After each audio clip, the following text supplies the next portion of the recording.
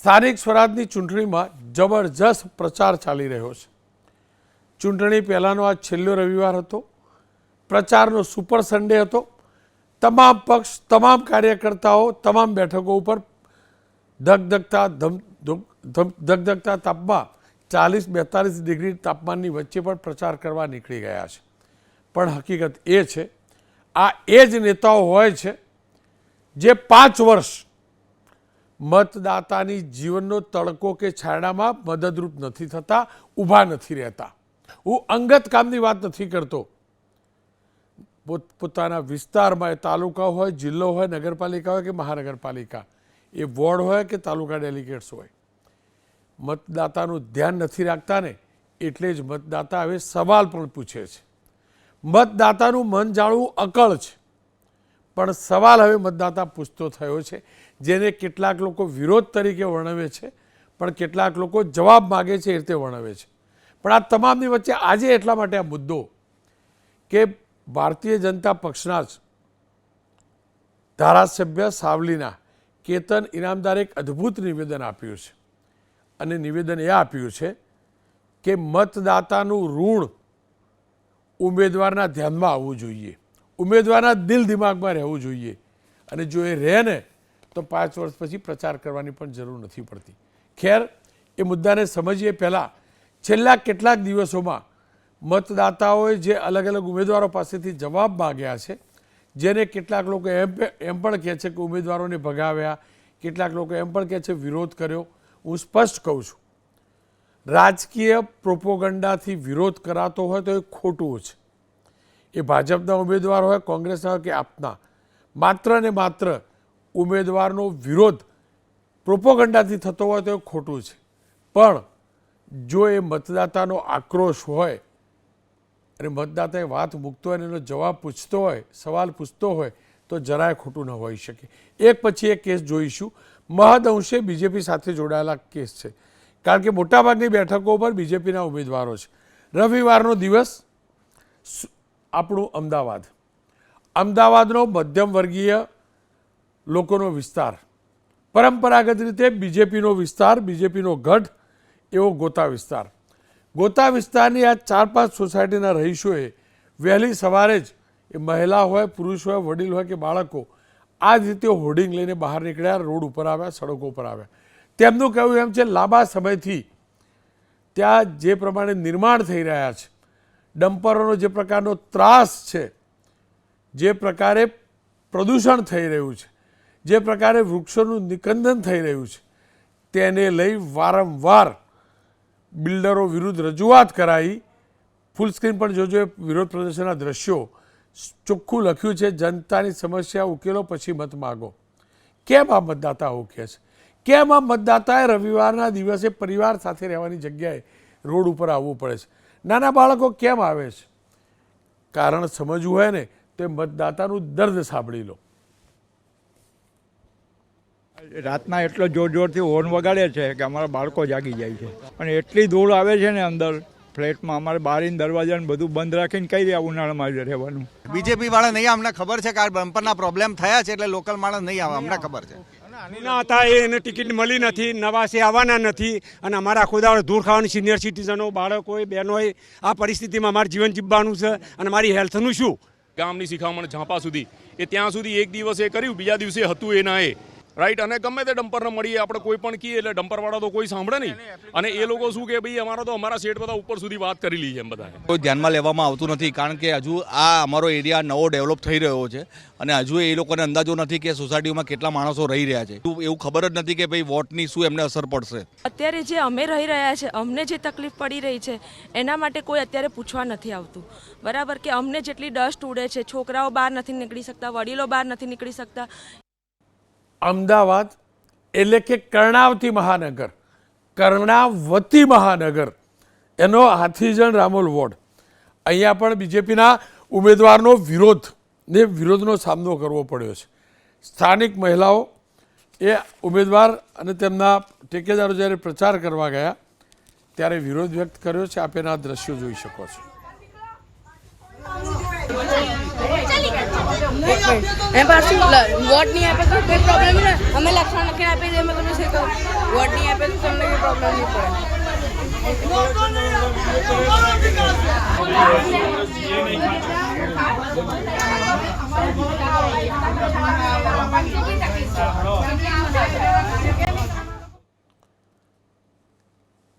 Karnavati મહાનગરનો લાભા ward. અહીંયા તો રીતસર લોકો એવી રજૂઆત કરી કે ઉમેદવાર અને પૂર્વ કાઉન્સિલરને લોકોએ ઘેરી લીધા. સ્થાનિકોએ પાણી મુદ્દે પૂર્વ કાઉન્સિલર કાળુભાઈ ભરવાડનો ઉધડો લીધો. કાળુભાઈ અપક્ષમાંથી ઉમેદવારી નોંધાવી છે. કાળુભાઈ તેમના સમર્થકો સાથે આવ્યા છે. તેમને ત્યાંથી ભાગવું પડેલું હતું, આપ જોઈ શકો છો. અમદાવાદની ઇન્ડિયા કોલોની વોર્ડમાં ભાજપના ઉમેદવારો જનતાના રોષનો શિકાર બન્યા. ભાજપના ઉમેદવાર ઘનશ્યામભાઈ બારોટ, પંકજ પટેલ ભાજપના કાર્યકર્તાઓ સાથે પ્રચાર નીકળ્યા હતા. ત્યારે અનિલ સ્ટાર્ચ મિલ વિસ્તારમાં સ્થાનિકોએ પ્રાથમિક સુવિધાઓ ન મળતી હોવાની વાત સાથે જોરદાર વિરોધ કર્યો.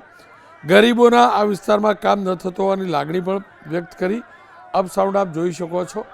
લોકોનો વિરોધ હું ફરીથી કહું છું, કોઈ રાજકીય રીતે વિરોધ કરતું હોય, કોઈ કિન્નાખોરીથી વિરોધ કરતું હોય, પ્રચાર કરતા આવવાવાળા લોકોને રોકતું હોય તો એ ખોટું છે. પણ પ્રશ્ન પૂછવાનો ચોક્કસથી અધિકાર મતદાતાને છે. સુરતની વાત કરી લઉં. સુરત પણ 3 દશકથી બીજેપીનો પરંપરાગત ગઢ રહેલો છે. અહીંયા વોર્ડ નંબર 3માં પ્રચાર કરવા ગયેલા ભાજપના ઉમેદવારોનો સ્થાનિક લોકોએ વિરોધ કર્યો. પહેલાં તો ઉમેદવારનું હાર પહેરાવીને સ્વાગત કર્યું અને પછી સવાલોનો મારો ચલાવ્યો. 5 વર્ષ વિસ્તારોમાં શું કાર્યો કર્યા તેને લઈ લોકોએ સવાલ ઉઠાવ્યા. અને ત્યાં પહોંચ્યા હતા અલ્પેશભાઈ કથેરિયા, જેઓ વાયા આપ બીજેપીમાં પહોંચ્યા છે. તેમને પણ ખબર પડી કે જ્યારે તે સવાલ પૂછતા હતા એવી રીતે લોકો તેમને પણ સવાલ પૂછી શકે છે. કથેરિયા સાહેબના ધર્મપત્ની આ ચૂંટણીમાં બીજેપીના ઉમેદવાર છે. એ પણ સાંભળી લઈએ આપણે. એ વાત પણ સાંભળીએ, લોકોની વ્યથા પણ સાંભળીએ. વાત થાય બરોબર. આ બધું હું 5 વર્ષમાં હું ઘણા ડ્રેનેજ લાઈન થઈ ગયું. હા ભાઈ ઘડીક શાંત રહો. હા જવાબ આપવા તમારી આખી સોસાયટી બંધાણી ને ત્યારે એગ્રીકલ્ચરમાં ત્યારે મેં સપોર્ટ કર્યો 20 વર્ષથી છું તમારા બધા. અત્યારે એમ કે જ્યારે રોડ બનાવવાનો હોય કઈ એમ કે તમે હારો બનાવશો, પછી હસોડા ઈ ધ્યાન જ નથી દેતા. 1-2 વાર ફરિયાદ કરવા છતાં હસોડા ધ્યાન નથી દેતા. બોલો અલ્પેશભાઈ બાકી છે. કેમ ભાગી જાય છે કે અમે ડંડાઈ ખાધા હતા પાટીદારના ભાઈ, ભાગી કેમ જાય? સવાલ પૂછ્યું તો ભાગી જવાનું ભાઈ. સવાલ આ બધો રસ્તાનો છે. આ રસ્તા કોર્પોરેટર બનશે એટલે આવે ને, અમે અત્યારે કોર્પોરેટર આપના છે પણ બાકી સોસાયટીને સમસ્યા છે. આ કામ આપણું કોર્પોરેટર હોય ને અલ્પેશભાઈએ વાત સાચી કહી કે કોર્પોરેટર બનશે એટલે આવશે. પણ અલ્પેશભાઈ, તમે ગઈ વખતે આપમાં હતા અને કદાચ આપના ઉમેદવારને જીતાડો તમે જ પ્રચાર કર્યો હતો. ખેર, સુરત વોર્ડ નંબર 14 ઉધના દક્ષિણમાં કૈલાસમાં પણ ભાજપના ઉમેદવારને આ પ્રકારના લોકોના વિરોધનો સામનો કરવો પડ્યો. મહિલાઓ ઉગ્ર રજૂઆત કરી, તુતુ મેમેના દ્રશ્યો સર્જાયા. સુરતના વોર્ડ નંબર 7માં પણ પ્રચાર દરમિયાન મતદાતાઓનો આક્રોશ જોવા મળ્યો. ભાજપના ઉમેદવાર રઘુભાઈને લોકોએ ઘેરી લીધા. ડિમોલેશન મુદ્દે મતદાતાઓએ ઉગ્ર વિરોધ કર્યો, ઉગ્ર સવાલો પણ કર્યા. પ્રચાર દરમિયાન વાતાવરણ તંગ બન્યું. કાર્યકરોમાં અફરાતફરી થઈ. મતદાતાઓ પુરાવા સાથે તૈયાર હોવાનો દાવો કર્યો. પરિસ્થિતિ બેકાબૂ બને તે પહેલાં ઉમેદવારો પરત ફર્યા. અને સોશિયલ મીડિયાનો આ જમાનો છે, મોબાઈલથી ક્લિપ બને છે અને આ વિડીયો વાયરલ થયો છે. સુરતની અંદર વોર્ડ નંબર 1માં આપના ઉમેદવારનો પણ વિરોધ થયો. એવું નથી એકલા બીજેપીનો વિરોધ થાય છે, આપ જોઈ શકો છો. વોર્ડ નંબર 1માં મિટિંગ કરવા આવેલા આપના ઉમેદવાર કલ્પેશ બારોટ અને 4 ઉમેદવારોનો વિરોધ થયો. આમ આદમી પાર્ટીને રામ વિરોધી ગણાવી જય શ્રી રામના નારા પણ લોકોએ લગાવ્યા, આપ જોઈ શકો છો. ભાવનગરની વાત કરી લઉં.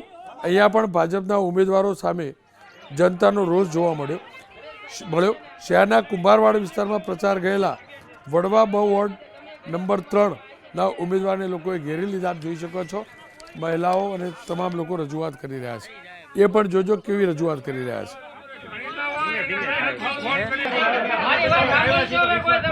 આજથી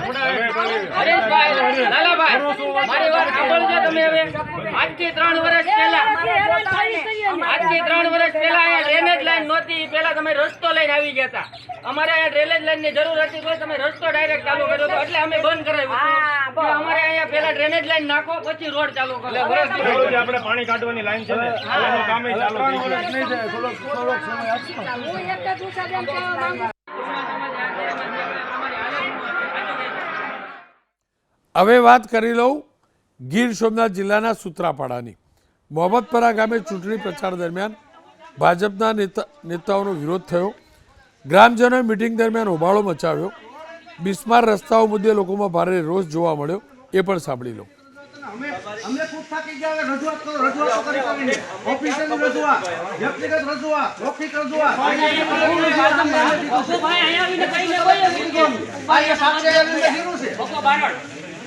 તમે એમ કહો કે ભગાવાયો કઈ બધી આપણે ઇનાવા દો એમનો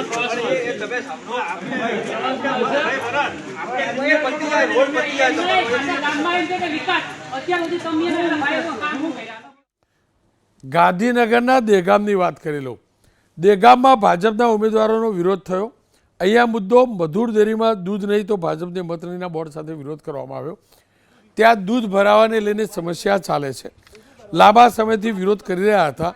વચ્ચે સમાધાનની વાત પણ કરવામાં આવી પણ સમાધાન વાત નામ પૂરતું થયું. દહેગામના બારિયા ગામે ભાજપનો પ્રચાર કરતા લોકોને રોકવામાં આવ્યા. ધારાસભ્ય બલરાજસિંહ ચૌહાણે કાર ઊભી ન રાખતા લોકો અકળાયા અને પશુપાલકોએ વિરોધ કર્યો. છોટાઉદેપુરમાં પણ આ પ્રકારની સ્થિતિ સર્જાઈ. છોટાઉદેપુર પંચાયતની નસવાડી બેઠક પર ધારાસભ્ય અભયસિંહ તડવી પ્રચાર માટે પહોંચ્યા અને લોકોએ આયુષ્માન કાર્ડ મુદ્દે રજૂઆત કરી અને ઉધળો પણ લીધો. સવાલો પૂછ્યા એ સાંભળી લો.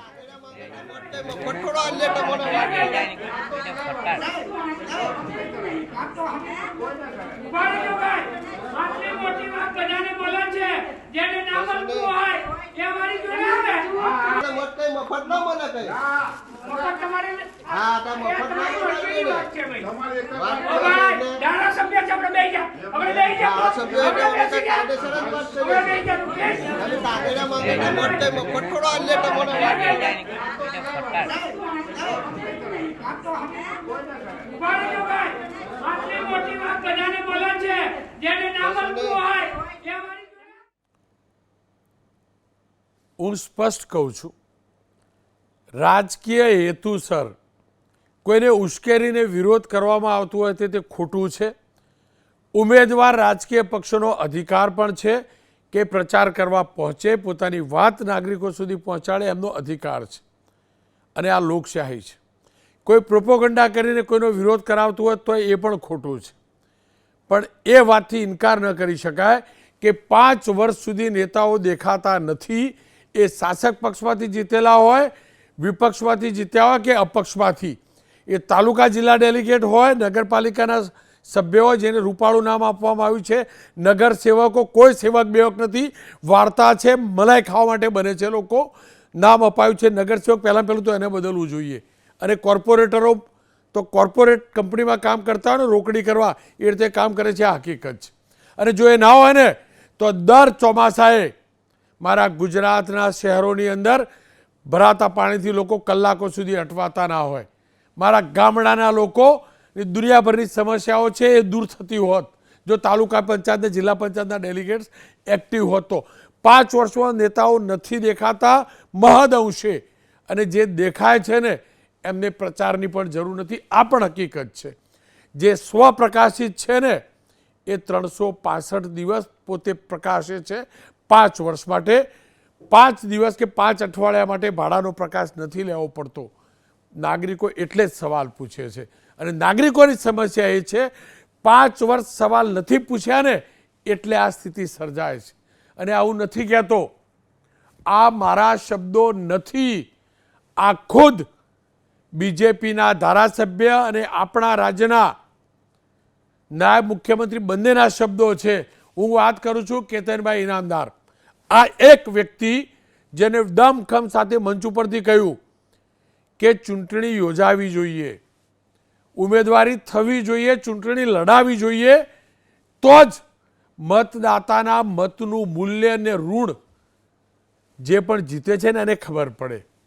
સાથે એમને તો એ પણ કહ્યું કે જો 5 વર્ષ તમે પ્રચાર કરો ને, પોતાના જ પક્ષના ઉમેદવારોને કહે છે કે 5 વર્ષ જો કામ કરો ને તો મને આજે મંચ ઉપર લઈ આવવાની જરૂર ન પડે, 5 વર્ષ પછી નહીં પડે. આવો સાંભળી લઈએ કેતનભાઈ ઇનામદારે ઈમાનદારીથી શું કહ્યું. તમે નગરપાલિકાના સભ્ય તરીકે ચૂંટાવા નહીં જતા. નેતા બનવું હોય તો મજૂર થવું પડે, અને મજૂર બનવાની તૈયારી હોય તો જ અહીંયા આગળ બેસજો. અને કમ્પ્લીટ પ્યોર મજૂર બનશે તો 5 વર્ષ ભાઈ કેતનભાઈને માઇક પકડવાની જરૂર નહીં પડે. અને એમને એવું પણ લાગશે કે ભાઈ જ્યારે અમને તકલીફ હતી ત્યારે મારા વારો આવીને ઉભો રહ્યો તો તમારે આટલી મોટી બૂમો નહીં પાડવી પડે, મને ભાષણ કરવા અહીં નહીં બોલાવવા પડે. આ જ લોકો એવું કહેશે કે અમારે આ જ ઉમેદવારને મત આપી દો. આવી તૈયારી છે? ફોટો પાડજો, તૈયારી બતાવી છે. એટલા માટે કહું છું કે આ કામ આપણું છે.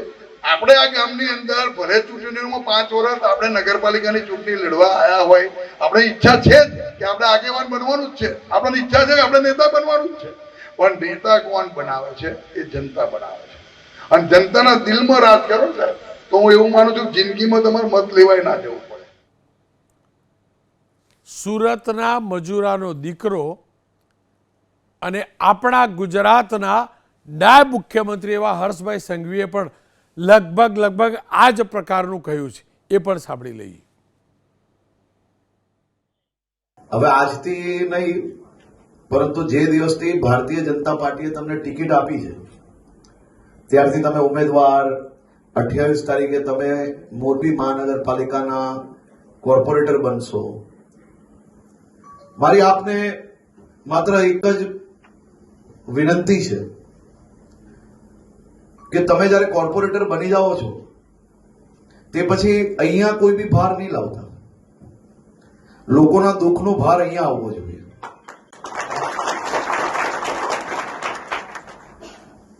રાત્રે 2 વાગે ફોન આવશે, 4 વાગે ફોન આવશે, અને વહેલી સવારે જાગશો ને ઘરે નીચે ઉતરશો ને દરવાજો ખોલશો એટલે લોકો બહાર ઉભા હશે. ત્યારે તમે મનની અંદર એક વસ્તુ નિકાલ લેજો કે આવા નાના કામ માટે રાત્રે 2 વાગે ફોન કરો છો ભાઈ તમે. આ 4 વાગે ઉઠાડીને મને તમે આવું કામ સોંપો છો. આ જ મુદ્દે ચર્ચા કરવા માટે હેમાલીબેન બોગાવાલા જોડાયા છે, બીજેપીના સહપ્રવક્તા, અને પાર્થિવરાજસિંહ કઠોડિયા જોડાયા છે કોંગ્રેસ તરફથી. હેમાલીબેન, શું કારણ તમારા ઉમેદવારોએ આ પ્રકારના સવાલોનો સામનો કરવો પડે છે? કેમ 5 વર્ષ સુધી જીત્યા પછી લોકોની વચ્ચે નથી રહેતા? અને નથી રહેતા એવું હું નથી કહેતો, કેતનભાઈએ પણ પરોક્ષ રીતે કહ્યું અને હર્ષભાઈએ પણ કહ્યું.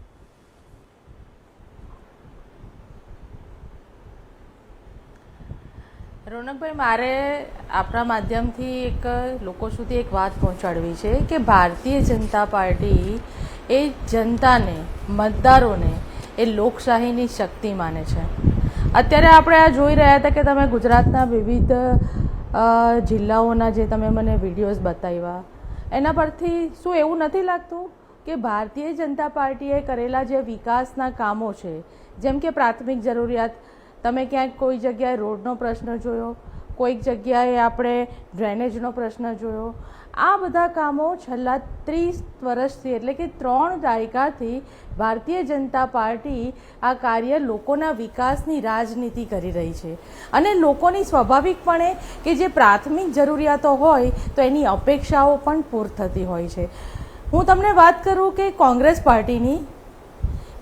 પાર્ટી હોય કે આપ પાર્ટી હોય, અત્યાર સુધી એમણે ફક્ત ને ફક્ત જનતાનો અને મતદારોનો ફક્ત મતદારો તરીકે જ ઉપયોગ કર્યો છે કે જ્યારે પણ કોઈ પણ ચૂંટણી આવે, લોકસભા હોય કે વિધાનસભા હોય કે કોર્પોરેશન, જિલ્લા પંચાયત, તાલુકા પંચાયત, કોઈ પણ ચૂંટણીની અંદર આ કોંગ્રેસ અને વિપક્ષ ચૂંટણીના તાણે મતદારો પાસે જતી હોય છે.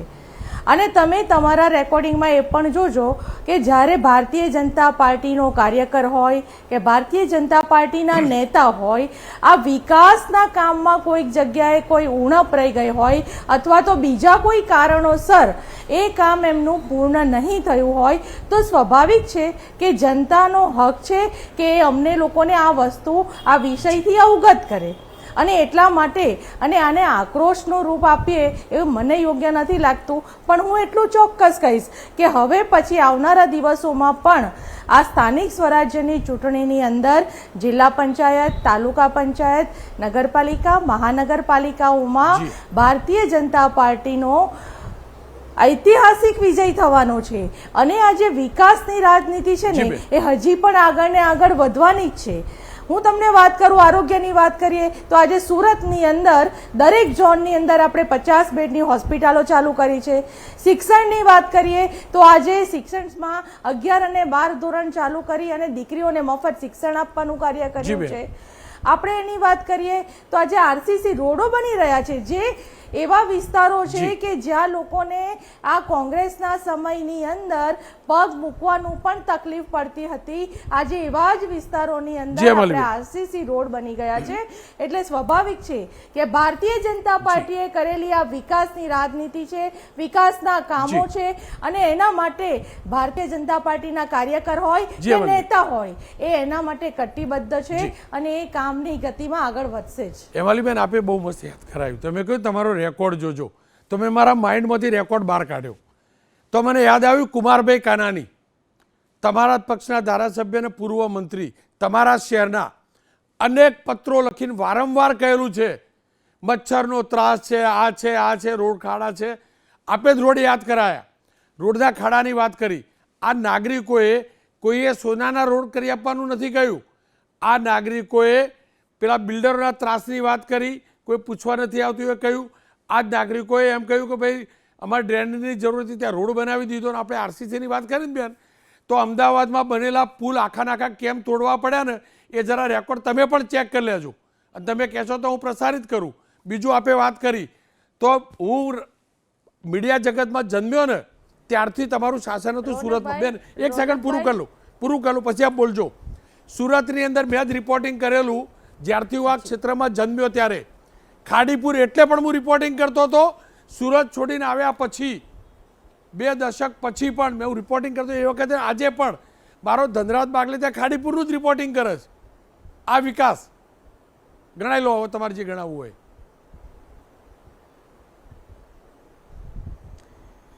ભારતીય જનતા પાર્ટી છે ને સત્તાને માટે કાર્ય કરે છે. એ સત્તાને સાચું બોલે ગયું તમારી બેન, લોકો સુધી સેવા કરવા સાચું બોલે ગયું બેન. બેન એક મિનિટ શબ્દ સુધારી લે. હું એ જ કહું છું, સત્તાની માટે કામ ક્યાં કરે છે કે ભારતીય જનતા પાર્ટી સત્તાને નહીં સેવાને માટે કાર્ય કરી રહી છે. બસ હું એ જ કહેતો હતો. આપ મારા વાક્યને પહેલા સાંભળો, પૂરું કરવા દો. જે તમે કહ્યું, જે તમે બોલ્યા ને, હું એ જ કહેવા માંગુ છું કે ભારતીય જનતા પાર્ટી એ સત્તાને માટે નહીં, એના થકી સેવા કાર્ય થકી કામ કરવા માટે જનતાની વચ્ચે જાય છે. અને ભારતીય જનતા પાર્ટી ઘોષણાથી નહીં અમલ થકી કાર્ય કરે છે. ભારતીય જનતા પાર્ટી વિલંબની નહીં પણ નિર્ધારિત નિર્ણય સાથે કામ કરે છે. અને ભારતીય જનતા પાર્ટી એ રાજકારણ નહીં પણ રાષ્ટ્રકારણ કરે છે. અને આ લોકો જાણે છે. આજે વર્ષોથી આ જનતા અને મતદારો ભારતીય જનતા પાર્ટીના વિકાસની રાજનીતિ સાથે જોડાયેલા છે, એના સેવા કાર્યો સાથે જોડાયેલા છે. સત્તાને માધ્યમ બનાવીને એ સેવા કાર્યો સાથે જોડાઈને ભારતીય જનતા પાર્ટી વિકાસ કરી રહી છે અને એટલા માટે મતદારો એની સાથે છે. બેન મારો તો અધિકાર નહીં રહ્યો પેલો હિસાબ માંગવાનો, કારણ કે હું મતદાર ત્યાંનો નથી રહ્યો. પણ આ ધનરાજ બાગલે શૂટ પટેલે પૂછી લેજો ખાડીપુરનું દરરોજ સવાર પડે ચોમાસામાં ત્યાં જ ભાગત. ખેર પાર્થિવરાજસિંહ મારી સાથે જો. પાર્થિવરાજસિંહ, જો તમારી ઉપર એટલે સવાલ નથી ઉઠતા કે તમે શાસનથી દૂર રહ્યા છો, પણ તમારા જે કોર્પોરેટરો જીત્યા છે એમની ઉપર પણ અનેકવાર સવાલ ઉઠ્યા છે. અને હું ગેરંટીથી કહું છું તમારા કોર્પોરેટરો પર એટલે ઉઠે છે, નગરસેવકો પર એટલે ઉઠે છે, ક્યાંક 2-4 સારું કરે છે તો બાકીના 2-4 સેટિંગ કરી લે છે. અને એટલે તમારા સામે કોઈ આક્રોશ નથી. આ પણ તો હકીકત છે. સત્તા માટે કાર્ય કરતી ભાજપા છેલ્લા 30 વર્ષથી ગુજરાતમાં શાસન કરે છે, ત્યારે કોંગ્રેસને શું કામ કોસી રહી છે? 30 વર્ષમાં જેને કહી શકાય કે પ્રાથમિક સુવિધા જનતા સુધી પહોંચાડી નથી શકી, તો એના માટે કોંગ્રેસને શું કામ કોસી રહી છે? દરેક જગ્યાએ મેયર એમના છે, સ્ટેન્ડિંગ કમિટીના ચેરમેન એમના છે, વધુમાં વધુ કોર્પોરેટર એમના છે, છતાં વિકાસના કામો નથી કરી રહી, તો એના માટે કોંગ્રેસનો શું વાંક? ખાસ કરીને અત્યારે જે રોનકભાઈ આપના ચેનલના માધ્યમથી જે મુદ્દા સામે આવ્યા, જે અમદાવાદનો મુદ્દો હતો કે બેફામ ટ્રકો, બેફામ ગાડીઓ, મોટી ગાડીઓ જે ફરી રહી છે, જેના લીધે AQI પણ વધી રહ્યું છે. ખુલ્લી ગાડીઓ હોય એમાંથી રેતી પણ ઉડતી હોય, કોઈ ટાઈમિંગના શિડ્યુલ ના હોય, વગર મંજૂરીએ ડમ્પરો ફરતા હોય, મિક્સરો ફરતા હોય, RMC મિક્સરો ફરતા હોય. એ આપણે બેફામ રીતે અમદાવાદમાં માત્ર પશ્ચિમ નહીં પણ પૂર્વ વિસ્તારમાં પણ આ પ્રોબ્લેમ છે. બીજી વાત કે નળ ગટરને રસ્તા, નગરસેવકની આપણે વાત કરી, નળ હોય તો પાણી ના આવે ને પાણી હોય તો ગંદુ પાણી આવે, ગટર હોય તો ગટર ઉભરાતી હોય, રસ્તો હોય તો ખાડાથી ભરેલો રસ્તો હોય. આપણને સૌને ખબર છે કે સહેજ પણ વરસાદ પડે તો અમદાવાદ જેવા શહેરમાં જેવો વરસાદ પડે એટલે આપણા અમદાવાદના શહેરો સ્વિમિંગ પુલમાં કન્વર્ટ થઈ જાય. જે રીતે વરસાદની વાત કરીએ વડોદરાની, તો વરસાદ પડે તો ક્યાંક ને ક્યાંક જે વિશ્વામિત્રી છે લોકોના ઘર સુધી પહોંચી જાય. અને આપણે સુરતના કિસ્સાની પણ વાત કરી. અલગ અલગ મુદ્દાની વાત કરતાં સ્પષ્ટપણે આ ચૂંટણીમાં એવું લાગી રહ્યું છે કે ભારતીય જનતા પાર્ટીના એક પણ ઉમેદવાર પ્રજાની વચ્ચે નથી જઈ શકતા. એનો મોટામાં મોટું કારણ એ છે કે એ લોકોએ લોકોના કામ નથી કર્યા, ભ્રષ્ટાચાર આદર્યો છે, કમિશનને કૌભાંડના આધારે જે ભ્રષ્ટાચારી સરકાર, એમની સામે સવાલ ઉઠે છે. પણ સવાલ તમારા જીતેલા થોડા ઘણા પણ જીતા તો છે ને. મારા રિપોર્ટરો રિપોર્ટિંગ કરવા જાય ચોમાસાના પાણી ભરાયેલા, મેં ક્યારે, હું હજી કહું, મેં બીજેપીના પેલા હિતેન્દ્રભાઈ બારોટને જોયેલા, હિતેશભાઈ બારોટને જોયેલા, મેં જાતે જોયેલા રાત્રે 1 વાગે. પણ મેં ક્યારેય કોંગ્રેસના નગરસેવકોને નથી જોયા. ભલે થોડાક હશે, ક્યાંક તો ફીલ્ડમાં આવે ને, એનો મતલબ એ પણ તો થયો ને, એ પણ તો ફિલ્ડમાં નથી ઉતરતા. રોનકભાઈ, જ્યારે પણ આ પ્રકારની ઘટના, વરસાદી પાણીના નિકાલનો પ્રશ્ન આવે ત્યારે કોંગ્રેસના અમદાવાદ શહેરના કોર્પોરેટર નીરવ બક્ષી હોય, શહેજાદ ખાન હોય, અલગ અલગ અનેક જે આગેવાનો છે પ્રજાની વચ્ચે રહીને કામ કરતા હોય છે. પણ વાત એ છે કે અત્યારે જે ઘટનાની વાત આવી, જે ભાવનગરનો કિસ્સો બતાવતા હતા, પહેલાં લોકો એમ કહેતા હતા કે અમારે ડ્રેનેજ લાઇન નાખો, એ પહેલાં રોડ બનાવી દીધો. એટલે કરવાનું શું કે પહેલાં રોડ તો બનાવવાનો, પછી એ રોડ તોડવાનો અને પછી પાછી ડ્રેનેજ લાઇન લાવવાની, ફરી પાછો રોડ બનાવવાનો. આ પ્રકારનું જે કટકી કમિશનનું કૌભાંડ જે ભારતીય જનતા પાર્ટીનું સમગ્ર ગુજરાતમાં ચાલી રહ્યું છે, પાર્થિવરાજસિંહ, એ તો પૂછે જ છે લોકો. મારો સવાલ તમને લોકોને પણ છે. તમારા લોકોને એટલે નથી પૂછતા કે બહુ નગરસેવકો નથી, બહુ જિલ્લા ડેલિગેટ્સ નથી, બહુ કોર્પોરેટર્સ નથી, પણ જે છે એમાં પણ તો સમસ્યા છે. વડોદરામાં મેં અમીબેન રાવત સિવાય એક પણ કોર્પોરેટરનો અવાજ ક્યારેય જોયો નથી. અને જ્યારે અવાજ સાંભળ્યો તો 2 અલગ અલગ પ્રકારના સાંભળ્યા હશે અવાજ. એકદમ નફટાઈનો શો છે ને એટલે કહું. રોનકભાઈ, આપે જે વાત કરી એમાં અમદાવાદની વાત કરી, તો અમદાવાદમાં પણ અમારો વિપક્ષનો નેતા જ્યારે સિંધુ ભવન ઉપર પાણી ભરાઈ ગયું હતું તો સિંધુ ભવનમાં આવીને ઊભા રહ્યા છે. એ જ રીતે નીરવભાઈ બક્ષી પણ પશ્ચિમ કે પૂર્વમાં ક્યારે પણ આવી સમસ્યા થાય તો આવીને ઊભા રહે છે. રાશ્રીબેન કેસરી એ અમારા જેને કહી શકાય કે ચાંદખેડાના જે કોર્પોરેટર છે એ પણ પ્રજાની વચ્ચે ઊભા રહે છે. અમારા કામિનીબેન ઝા અથવા તો નિકુલસિંહ તોમર કુબેરનગરના કોર્પોરેટર એ પણ પ્રજા માટે કામ કરે છે. આપે વડોદરાની વાત કરી તો આપે અમીબેન રાવતની વાત કરી, ત્યારે મારે કહેવું છે કે અમીબેન રાવતની જોડે જોડે પુષ્પાબેન વાઘેલા પણ એટલું જ કામ કરે છે. એનું એટલું કામ ચંદ્રકાંતભાઈ ભથ્થુ અને બાલુભાઈ સુરવે પણ એટલું જ કરે છે. બાલુભાઈ સુરવેના વિસ્તારમાં જો આપ રાજકોટમાં જતા રહો તો રાજકોટમાં અમારા વસરામભાઈ સાગઠિયા એટલું ને એટલું કામ કરે છે. આપ સુરતની વાત કરો, અમારા કદાચ કાઉન્સિલર નથી પણ અસલમભાઈ હોય કે અમારો વિપુલ ઉદનાવાલા હોય કે અનેક આગેવાનો છે કે જે પ્રજા માટે લડવાનું કામ કરે છે. એ જ રીતે અલગ અલગ જિલ્લાઓમાં અલગ અલગ તાલુકા પંચાયતની વાત કરીએ ત્યારે કોંગ્રેસ પક્ષના જે પણ સન્નિષ્ઠ આગેવાનો છે પ્રજા માટે લડવાનું કામ કરે છે. પણ જે પ્રકારની વાત કે સત્તા માટે ભાજપ કામ કરે છે અને કોસવાની કોંગ્રેસને 30 વર્ષથી તમારું શાસન છે, તમે પ્રાથમિક સુવિધા ગુજરાતની જનતાને નથી આપી રહ્યા, એટલે તમે પ્રજાની વચ્ચે નથી જઈ રહ્યા અને તે પાપે તમે આવનારા સમયમાં ગુજરાતની જનતા આ ભાજપવાળા માટે ગુજરાતમાંથી ભાજપ ભગાવો અભિયાન કરશે તેવું મારું સ્પષ્ટ માનવું છે.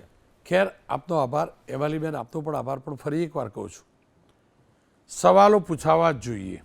મતદાતાનો અધિકાર છે.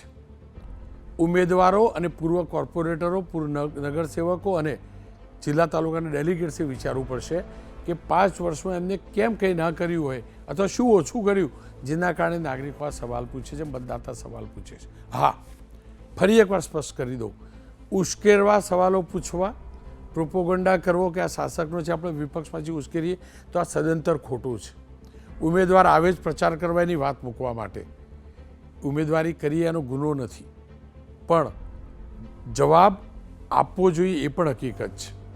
ફરી એકવાર કહીશ, હર્ષભાઈ સંઘવીની વાત પણ સાચી છે, કેતનભાઈ ઇનામદારની પણ વાત સાચી છે. 5 વર્ષ તમે દેખાતા નથી ને એટલે અત્યારે તડકે દોડવું પડે છે. છાયડે પણ એ વખત નથી દેખાતા ને એટલે તડકે દોડવું પડે છે. જે લોકો દેખાયા છે ને એમને પ્રચાર કરવા નીકળવાની પણ જરૂર નથી પડતી. આ પણ હકીકત છે. અને એમને સવાલ સામાન્ય નાગરિક તો ક્યારેય નથી પૂછતો. સામાન્ય નાગરિક એને જ સવાલ પૂછે છે જે ખરેખર નથી દેખાતા.